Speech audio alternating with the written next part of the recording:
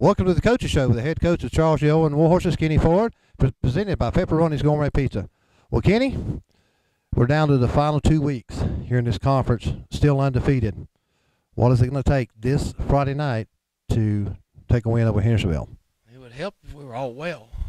So we're kind of limping down through the home stretch. But as we talked about today, we're just going to have to suck it up and play through it. So it's football. It's not exactly checkers. So, these kids they're just going to have to wrap it up and play through it. And, if they're injured and can't, then that's another thing. But, a lot of them are playing at about 80%. But a lot of these guys, playing at 80%, they're better than some of these guys at 100% that we play. But this Friday will be a little tougher because they can, this team can fly. So, we just got to make sure we're in the right spot where we can break on the ball and try to make them have to run around a lot to throw it. Did last week's game play out like you wanted it to? Went almost through the first half before we ever scored. Was last week what you wanted the game to be? It just got, we jumped on them pretty quick. Some things happened. I didn't, Kyle made a big play there. Kyle Pine, and I felt like he was going to pop somewhere in the game. I just didn't think it'd be that early, but it was good that it did. That kind of got the momentum going a little bit. I'd like to go in without them scoring right before the half, which might have helped put the game away a little bit. So as the game went along, it got more like, what I was hoping it would be, and we needed to be able to go into the fourth quarter, with a little bit of a cushion to where, because the next 2 weeks isn't going to be that easy. Last week we want to talk about something we normally don't really want to talk about. Is it seems like there to be a lot of confusion with some of these referees that call these football games. Do you at times get as confused as we do in the press box on what the officials are doing? I know that some of them are better than the others, just like anything else, but and they try to put the better officials to the bigger games is what happens. So they don't have a lot of officials, and you got some that's learning. But I like the officials that kind of let the kids play, let the coaches coach. I hate the ones that's always worried about whether I'm on the field or not. Let me be able to coach the kids. And official on our sideline about 7 or 8 minutes in the games that I need to do something with our fans. That I knew what he was talking about. I had no clue what he was talking about. So I told him he needs to try to control what's on the field, and I'll control what's on the sidelines. And those fans paid their $7. They can do about whatever they want to do up there. If it's something that's that bad, then we'll let the law enforcement handle it. But that official just needs to get over it and do his job.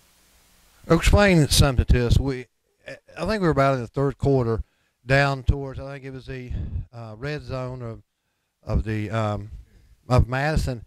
It took them about 10 minutes, and can you tell us they moved the ball, they moved it back, they were telling us we have a dead ball foul, a live ball foul. We, right now, got somewhat of the story during the game to be able to tell what happened down there.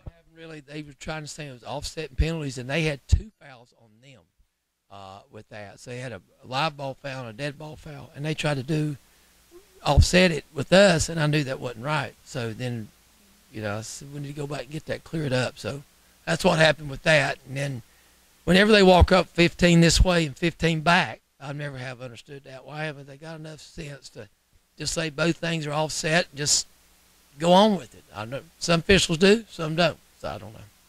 As we're playing tonight game and the viewers are watching it, and a lot of them are going to notice that Jagger has a cast or a bandage on his arm. Explain to us what happened and how's Jagger's arm. Well, he broke his hand, little part of his hand on the side of it, probably the first quarter of the game. Nobody knew it then. Jag never complained about it. But we're going to try to keep it to where and take care of it. He's, right now we're going to run him like he hasn't got it on there. So, it could cost us somewhere. But, he's one of the ones I said that, an 80% Jagger is better than 100% of a lot of these other kids. So he can still play defense and wrap up, and he likes to try to catch with one hand anyway. So, he'll just have to collapse it together when the ball comes to him and hang on for it. We'll take a break, and we'll be back with the head coach of Charles D. Owen Warhorses here on the Pepperoni's Coaches Show right after this.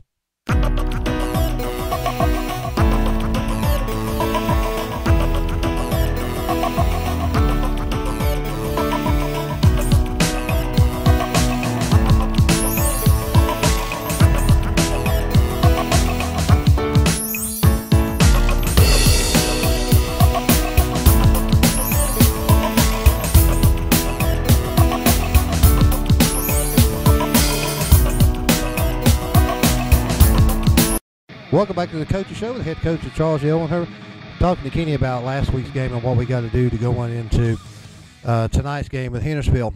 With Hendersonville, we played them last year. They seem to have some different formations than I normally see throughout the year. Is there anything that you're preparing for that they do different than another team does? Shoot, we've had to pack it in against teams we've been playing, so we got to come out of that phone booth this week. They're spread out like a week's wash, so we got to get out there with them. They look to see what defense we're in before they make their calls, so we're trying to hide a lot of the things, and I think the kids do a good job. They like it.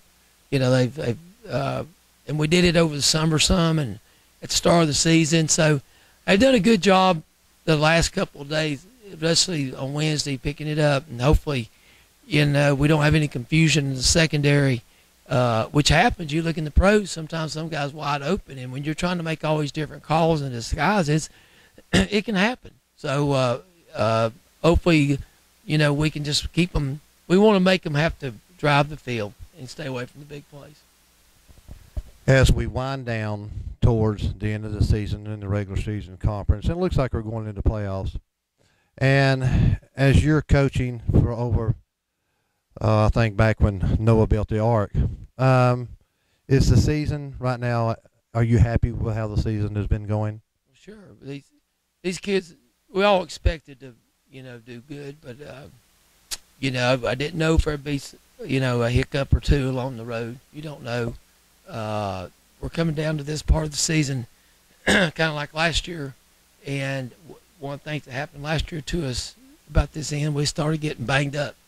And, you know, Polk's sitting there right now with an open date, and they're getting, you know, healed up, and then they got 2 weeks to work on us. So that gives them an advantage. But right now all we can worry about is Hendersonville, and then next week, you know, we'll do everything we can to get these kids ready to, you know, accomplish their goal. As we see the schedule, you usually set up a bye week in between the last conference game and the playoff. Is that something that you did to give the guys a chance to heal before we go into the playoffs? Well, they get our conference. Everybody in the conference gets an open date. Ours, when we pulled it a number of years ago, it was the last playing date. So it's just the way that fell.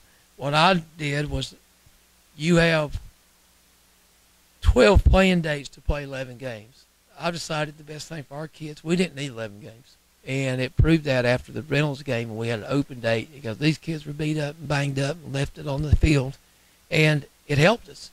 And I think other coaches are looking at that. Small squad, there's no benefit to playing 11 games to me when it comes with a small squad. It might help you with a playoff position. You know, right now, I'm more worried about my kids. And it helps us to be able to have 2 open dates instead of 1. Your final question for today's show, what is it really going to take for these guys to continue to drive on down being a small squad for the next 2 weeks?